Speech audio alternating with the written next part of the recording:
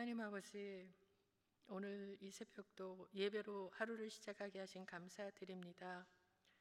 늘 반복되는 일상이지만 주님과의 관계는 더욱 친밀해지길 원합니다. 성령 충만케 해주셔서 기쁨이 넘치게 하시고 해야 하는 모든 일들을 주님의 지혜와 능력으로 잘 감당하게 축복하여 주옵소서. 우리의 기도를 들어주시는 주님을 찬양하며 예수님의 이름으로 기도합니다. 아멘. 찬송가 436장입니다. 찬송가 436장 나 이제 주님의 새 생명 얻은 몸.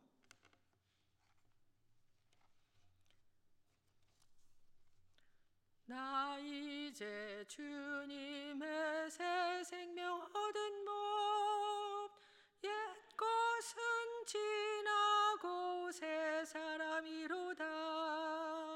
그 생명 내 맘에 강같이 흐르고 그 사랑 내게서 해같이 빛난다. 영생을 누리며 주 안에 살리라. 오늘도 내일도 주 함께 살리라. 주 안에 감추인 새 생명 얻으니 이전에 줬던 것 이제는 값없다. 하늘의 은혜와 평화를 맛보니 찬송과 기도로 주 함께 살리라. 영생을 누리며 주 안에 살리라. 오늘도 내일도 주 함께 살리라. 산천도 초목도 새 것이 되었고 죄인도 원수도 친구로 변한다. 새 생명 얻은 자 영생을 누리니 주님을 모신 맘 새 하늘이로다. 영생을 누리며 주 안에 살리라. 오늘도 내일도 주 함께 살리라. 주 따라가는 길 험하고 멀어도 찬송을 부르며 뒤따라가리라. 나 주를 모시고 영원히 살리라. 날마다 섬기며 주 함께 살리라. 영생을 누리며 주 안에 살리라. 오늘도 내일도 주 함께 살리라. 아멘. 우리 이 시간 환우들을 위해서 기도하시고요. 또 연로하신 분들 그리고 우리 목사님을 위해서 우리 같이 기도하는 시간 갖겠습니다. 하나님 아버지, 우리 교회 아버지 환우분들 계십니다. 하나님 아버지 한 번 한 번 찾아가 만나주시고 하나님 아버지 그 연약하고 아픈 그 부위를 만져주셔서 하나님 아버지 고쳐주시고 낫게 하시고 치유해 주시고 하나님 마음도 하나님 강건하게 해주셔서 하나님 그 마음으로 주님을 더 의지하는 가운데 주님을 만나 하나님 안에서 아버지 평안함을 얻을 수 있도록 도와주시고 하나님 아버지 우리 연로하신 분들 계십니다. 우리 연로하신 분들 한 분 한 분 역시 날마다 하나님 함께 하시는 그 시간들 하나님께서 함께 해주시고 하나님 아버지 더욱 주님을 의지하는 가운데 우리 연로하신 어르신들 주님께서 주시는 더 기력과 더 힘으로 하나님 아버지 더 날마다 주님 힘을 얻게 하시고 하나님 아버지 주님을 더 의지하는 가운데 주님이 주시는 평강으로 함께하여 주옵소서. 하나님 아버지 우리 또 목사님 주님 회복 중에 계시는데 하나님 아버지 또 그 아버지 몸이 불편한 중에도 하나님 성도들을 위해서 기도하시고 또 하나님 아버지 정말 주님 앞에 더 가까이 가고자 하고 계신 우리 목사님 그 마음 받아주시고 하나님 아버지 주님 목사님의 기도에 응답하여 주시고 하나님 아버지 그 약한 부분 만져주시고 고쳐주시고 하나님 하루속히 치유와 회복이 있도록 하나님 목사님 붙들어 주시고 도와주옵소서. 은혜를 부어주시기 원합니다. 하나님 아버지 목사님 더욱더 강건하게 회복되게 하여 주옵소서. 하나님 아버지 2월 말까지 쉬신다고 하는데 그 시간 아버지 그 시간에 주님 더욱더 주님 건강하게 회복되는 시간들이 될 수 있게 하시고 하나님 안에서 오히려 더 주님 평강과 기쁨이 있으며 하나님 정말 영적으로 육적으로 강건하게 회복되는 그러한 시간 귀한 시간들 될 수 있도록 축복하여 주옵소서. 가족들에게도 주님 함께 해주시길 원합니다. 예수님의 이름으로 기도합니다.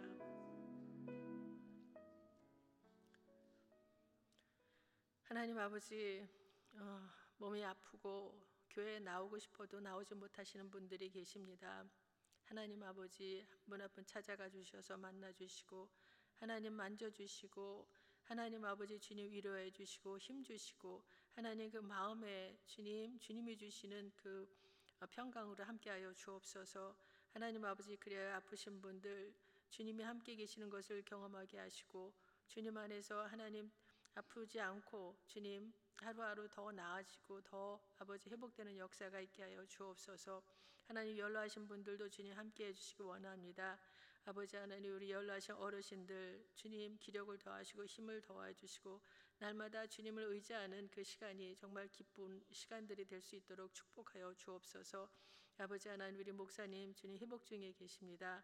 하나님 아버지 연약한 부분 주님 만져주시고 하나님 아버지 주님 그 회복 중에도 또 성도님들 위해서 이렇게 기도하시고 또 하나님을 더 가까이 하고자 애쓰시는 우리 목사님 하나님 아버지 주님 그 마음 만져주시고 하나님께서 붙들어 주셔서 하나님 정말 그 회복되는 그 시간 주님과의 관계가 더 깊어지며 하나님 그 목사님 마음에 늘 기쁨과 평강이 넘치게 하시고 하나님 영육간이 건강하게 회복되는 역사가 있게 하여 주옵소서. 하나님 목사님 축복해 주시길 원하옵고 예수님의 이름으로 기도드립니다. 아멘. 오늘 함께 나누는 말씀은 사무엘상 10장 1절에서부터 16절까지 말씀입니다. 1절에서 16절까지 말씀 굉장히 긴데요. 교독하고 마지막 절 같이 읽겠습니다. 이에 사무엘이 기름병을 가져다가 사울의 머리에 붓고 입맞추며 이르되 여호와께서 내게 기름을 부으사 그의 기업의 지도자로 삼지 아니하셨느냐. 내가 오늘 나를 떠나가다가 베냐민 경계 셀사에 있는 라헬의 묘실 곁에서 두 사람을 만나리니 그들이 내게 이르기를 내가 찾으러 갔던 암나기들을 찾은지라. 내 아버지가 암나기들의 염려는 놓았으나 너희로 말미암아 걱정하여 이르되 내 아들을 위하여 어찌하리요 하더라 할 것이요. 내가 거기서 더 나아가서 답을 상수리 나무에 이르면 거기서 하나님을 배우려고 베델로 올라가는 세 사람을 만나리니 한 사람은 염소 새끼 셋을 이끌었고 한 사람은 떡 세 덩이를 가졌고 한 사람은 포도주 한 가죽 부대를 가진 자라. 그들이 내게 문안하고 떡 두 덩이를 주겠고 너는 그의 손에서 받으리라.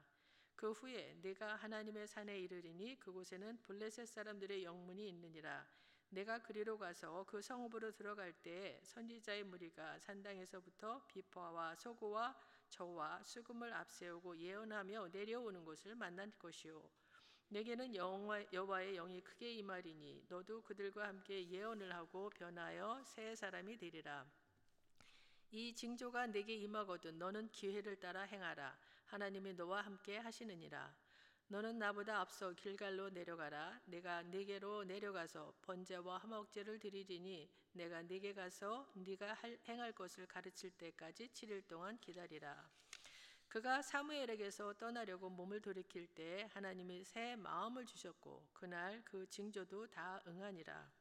그들이 산에 이를 때 선지자의 무리가 그를 영접하고 하나님의 영이 사울에게 크게 임함으로 그가 그들 중에서 예언을 하니 전에 사울을 알던 모든 사람들이 사울이 선지자들과 함께 예언함을 보고 서로 이르되 기스의 아들에게 무슨 일이 일어났느냐 사울도 선지자들 중에 있느냐 하고 그곳에 어떤 사람은 말하여 이르되 그들의 아버지가 누구냐 한지라. 그러므로 속담이 되어 이르되 사울도 선지자들 중에 있느냐 하더라. 사울이 예언하기를 마치고 산당으로 가니라. 사울의 숙부가 사울과 그의 사환에게 이르되 너희가 어디로 갔느냐? 사울이 이르되 암나기들을 찾다가 찾지 못함으로 사울에게 갔었나이다 하니 사울의 숙부가 이르되 청하노니 사무엘이 너희에게 이른 말을 내게 말하라 하니라. 사울이 그의 숙부에게 말하되 그가 암나기들을 찾았다고 우리에게 분명히 말하더이다 하고 사무엘이 말하던 나라의 일은 말하지 아니하니라. 아멘. 8장에서 하나님은 이스라엘 백성들이 요구하는 왕정 체제를 원치는 않으셨지만 허락을 하셨고, 또 9장에서는 사울을 택하셔서 왕으로 삼으시려고 섭리하는 장면이 있었습니다. 사울이 아버지의 명을 쫓아 잃어버린 나귀를 찾아 다니다가 찾지 못하자 사환의 그 권유로 사무엘을 찾아갔는데, 사무엘에겐 이미 그 전날 하나님께서 사울이 그를 찾아오리라는 것과 그가 이스라엘의 왕이 되어 블레셋의 압제에서 이스라엘을 구원하리라는 것을 알려주셨습니다. 사울은 사무엘을 만났을 때 그 이야기를 듣게 되고, 오늘 본문에서는 이스라엘의 초대 왕으로 택정받은 사울에게 기름 붓는 이야기로 이어집니다. 1절에 이에 사무엘이 기름병을 가져다가 사울의 머리에 붓고 입맞추며 이르되 여호와께서 내게 기름을 부으사 그의 기업의 지도자로 삼지 아니하셨느냐. 사무엘은 기름병을 가져다가 사울의 머리에 기름을 붓습니다. 구약 시대에는 그 왕과 제사장과 선지자에게 선지자가 이런 기름 부음을 받았는데, 사울은 이스라엘 왕으로서 최초로 기름 부음을 받는 것입니다. 그리고 머리에 기름을 붓는다는 것은 하나님이 택하신 하나님의 종으로 거룩하게 구별하신다는 의미를 가지고 있습니다. 특별히 이스라엘의 그 왕을 세울 때 그 왕의 머리에 기름을 붓는다고 하는 것은 왕이 이스라엘의 최고 높은 권력자가 아니라 이스라엘의 왕을 임명하시는 분이 하나님이시라는 것을 보여주는 것입니다. 왕은 단지 하나님을 대신하여 이스라엘을 통치하는 사람에 불과하다는 것입니다. 그렇기 때문에 이스라엘의 왕은 자기 마음대로 나라를 다스리는 것이 아니라 하나님의 뜻을 잘 살피면서 하나님의 뜻을 실현하는 것에 왕의 통치의 목적을 두어야 하는 것입니다. 한편 사무엘이 사울에게 기름을 붓고 사울이 왕이 될 것임을 확신시키는 세 가지 징표에 대해서 예언해 줍니다. 그 첫 번째는 2절 말씀에 나오는 이야기인데요. 그 베냐민 경계에 그 셀사에 있는 라헬의 묘에서 두 사람을 만나는데, 그 두 사람들이 이렇게 이야기한다는 것입니다. 내가 찾던 암나기들은 찾았고 너희 아버지가 너를 걱정하고 있다라는 말을 듣게 될 거라는 것입니다. 그리고 두 번째 징표는 3절에 나오는데, 다볼의 상수리 나무에 이르면 하나님을 예배하기 위해 베델로 올라가는 세 사람을 만나게 될 것인데, 그 중에 한 사람은 염소 3마리를 끌고 가고 있고, 또 한 사람은 떡 3덩이를 가지고 가고, 또 한 사람은 포도주 한 가죽 부대를 가지고 갈 것인데, 그들 중에 그들이 사울 너를 만나면 너에게 인사를 하고 너에게 떡 2덩이를 줄 텐데 그것을 받으라는 것입니다. 그리고 세 번째는 5절에서부터 8절까지 길게 나오는 이야기입니다. 하나님의 산에 블레셋 사람들의 영문이 있는 곳에 가면 선지자들을 만나게 될 것이고, 사울에게도 하나님의 영이 임할 거라는 것입니다. 이 선지자들 무리가 악기들을 연주하면서 산당에서 내려오고 있을 것인데, 그들과 마주칠 때에 사울에게도 하나님의 영이 임하게 되어서 사울도 선지자들과 함께 예언을 말하게 되고, 하나님의 영이 임하셔서 사울이 새 사람으로 변하게 될 것이라고 이야기를 해줍니다. 사울은 자신이 왕이 된다는 이야기를 들었지만 그 사실에 대해 의심하고 불안해하고 있습니다. 그래서 하나님께서는 이 세 가지 징표를 통하여 확신을 주시고 사울을 왕으로 세워가시려고 하는 그러한 섬세한 배려를 해주시는 것입니다. 왜냐하면 당시 이스라엘은 왕이 있던 시대가 아닙니다. 사사가 통치하는 시대였고 사무엘이 사사로 있던 시대였습니다. 그때 이스라엘은 다른 나라처럼 왕정 제도가 확립되지 않은 그런 시대입니다. 그런 시대에 다른 이방 나라와 같이 사울이 왕이 될 것이라고 했지만 사울은 자기 스스로 가장 연약한 베냐민 지파, 또 그 베냐민 지파에서도 가장 약한 집안이라고 생각하고 있는 자신이 왕이 된다고 하는 말이 믿기 어려운 것은 매우 당연한 것이었습니다.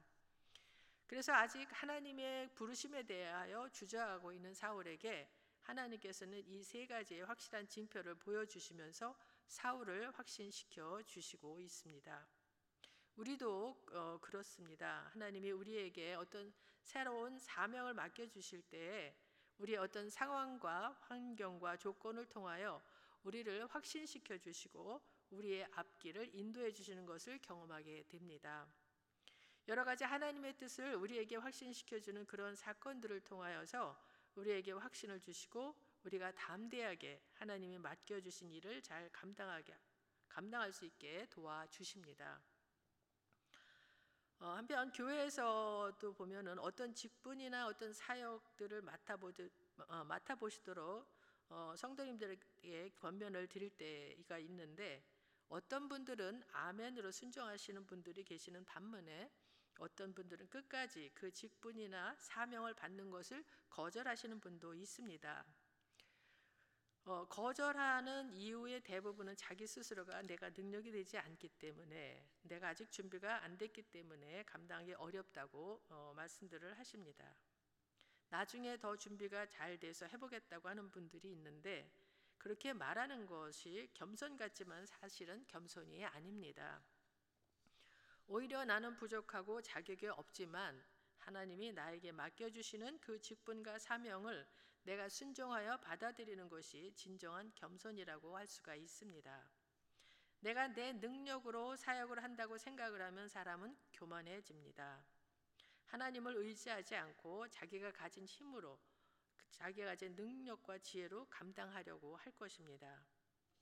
그러나 내가 정말 부족하고 내가 정말 능력이 없고 정말 자격이 없다고 생각하면 겸손해질 수밖에 없습니다. 하나님 앞에 기도할 수밖에 없고 하나님을 의지할 수밖에 없습니다. 그렇게 믿음으로 사역을 감당하려고 할 때 하나님께서는 우리에게 맡겨진 사역을 잘 감당할 수 있도록 힘과 지혜를 주신다는 것입니다. 사도 바울의 경우도 그렇습니다. 그가 가진 힘과 지혜로 그가 가진 학식과 가문 배경을 가지고 이방인의 사도 역할을 감당한 것이 아닙니다. 바울은 내가 약할 그때에 곧 강함이라고 고백을 했습니다. 자신이 한없이 낮아지고 자신의 연약함을 하나님 앞에 인정하고 고백하게 될 때 오히려 하나님의 능력이 임하고 강하게 되어서 하나님의 일을 감당할 수 있게 되었다는 것입니다. 이처럼 하나님께서는 우리에게 어떤 일을 맡겨주실 때 하나님의 일을 감당할 만한 능력을 주십니다. 이어서 9절 10절을 보겠습니다. 그가 사무엘에게서 떠나려고 몸을 돌이킬 때 하나님이 새 마음을 주셨고 그날 그 징조도 다 응하니라. 그들이 산에 이를 때 선지자의 무리가 그를 영접하고 하나님의 영이 사울에게 크게 임함으로 그가 그들 중에서 예언을 하니. 이제 사울이 사무엘과의 만남을 마치고 출발하려고 할 때 하나님께서 사울에게 새 마음을 주셨다고 했습니다. 새 마음을 원어로 보면 다른 마음이라고 되어 있습니다. 다른 마음을 주셨다고 하는 것은 하나님의 영이 사울에게 임하니까 사울이 전혀 다른 사람이 되었다는 것입니다. 본래 성실하고 겸손하지만 한편으로 소극적이고 소심하였던 사울이 하나님의 성령의 기름 부음을 받게 되니까 전혀 다른 사람으로 변화된 것입니다. 예언을 말하기 시작합니다. 선지자들의 무리를 만났을 때 하나님의 영이 강력하게 임해서 사울이 그들과 함께 예언을 하는 것입니다. 이 사건 때문에 이스라엘 백성들 가운데 사울도 선지자들 가운데 있느냐 하는 속담이 생겨날 정도로 놀라운 변화가 사울에게 임하였다는 것입니다. 그리고 처음에 말했던 세 가지 징조들도 하나님은 그대로 이루어 주시면서 그런 증거들을 통하여 사울에게 확신을 주시면서 사울을 이스라엘의 왕으로 세우십니다. 모세도 처음에 불타는 듯한 그 가시떨기 나무 앞에서 하나님을 만나 하나님의 부르심을 받게 되었을 때 모세도 의심하고 주저하고 망설이고 끝까지 거절하려고 했습니다. 그러나 하나님께서는 모세에게 여러 가지 징표를 보여주시고 연단을 시키셔서 하나님의 사람으로 만드십니다. 모세도 매우 소심했던 사람이었는데 전혀 다른 담대한 사람으로 변화됩니다. 그리고 그가 바로 왕 앞에 나가서 이스라엘 백성들을 이끌고 나오는 놀라운 능력을 행하게 하십니다. 우리도 주님이 주시는 사명을 감당하려고 할 때 때로는 의심이 되고 불안하고 염려하고 내가 하는 일이 과연 맞는 것인가 시험에 들고 어려움을 겪을 때가 있습니다. 그러나 하나님이 함께 하시고 하나님이 인도하시고 하나님이 힘주심을 믿고 주님을 의지할 때 우리를 통하여 하나님의 뜻이 이루어진다고 하는 것입니다.